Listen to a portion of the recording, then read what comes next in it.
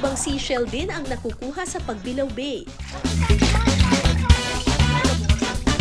Isa na riyan ang saang o spider shell. Ang hugis kasi ng shell na ito, maihahalin tulad sa gagamba.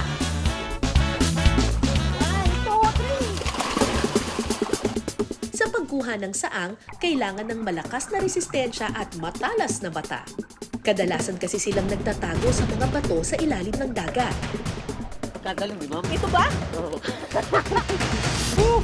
Meron din ako!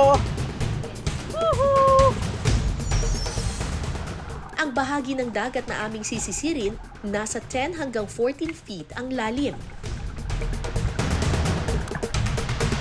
Ay! Ang lalim ah! Kuya, may kumakagat eh!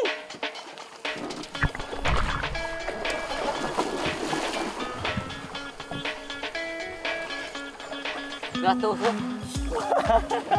May ano eh! May pangil! Oo, yun nga po. Nanunusok! Nalabas lang po yun, nalabas. Kaya nabitawan ko.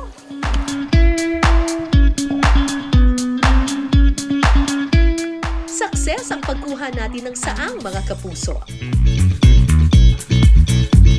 Ang mga nakuha naming saang, perfect ingredient sa bistek.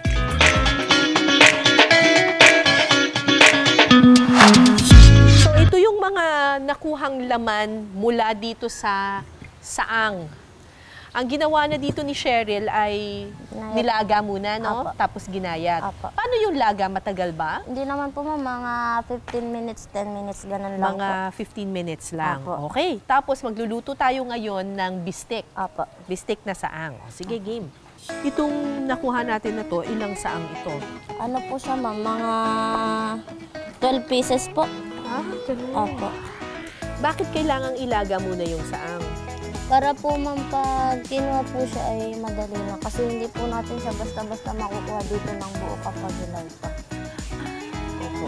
So, ibig sabihin nilaga ninyo yung buong Opo, nakalagay. shell talaga? Opo. Bago Buong shell? pagka, saka po siya pupukpukin. Ah, Para makuha para yung laman. makuha Opo. yung laman.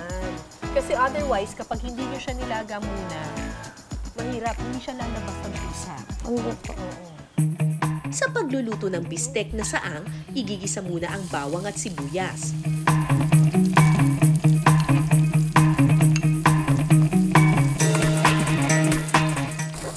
Yung lasa niya parang kuhol ba? Meron po siya ma'am, pagkakahawig sa lasa niya. Parang hawig siya ng kuhol.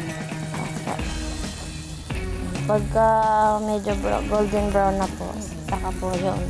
Ilalagay na to. Apa.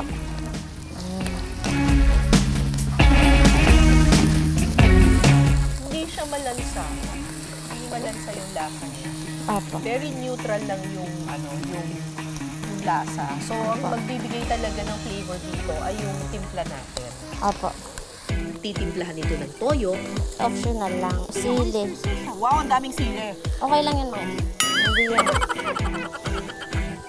At oyster sauce.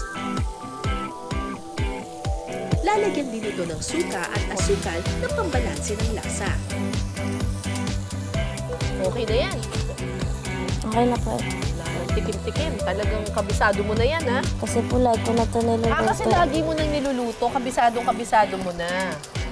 Oh, perfect na. Galing mo talaga. Dami kasing saang na nakukuha ni Janjan, no? Po. Laging yan ulam niyo. Pag nangingilaw po siya sa gabi, tapos nakakaipon ito, ulam na po namin yung automatic. Bongga. Okay. Kaya na po. Alright. Mukhang masarap, ha? Bistik na saang. Tikman na natin. Parang masarap sa kanin to, ha? Oo. Pagkatapos sumisid at magluto ng saang, tikiman time na. Sarap. Ang galing ni Ate Cheryl magtimpla. Sarap. Yung texture niya ngayon parang pusit, parang ganon. Pero kailangan pang palambutin ng kaunti. Pero walang kalansa-lansa, tsaka masarap yung timpla. Mapaparami ka ng kanin. Sarap.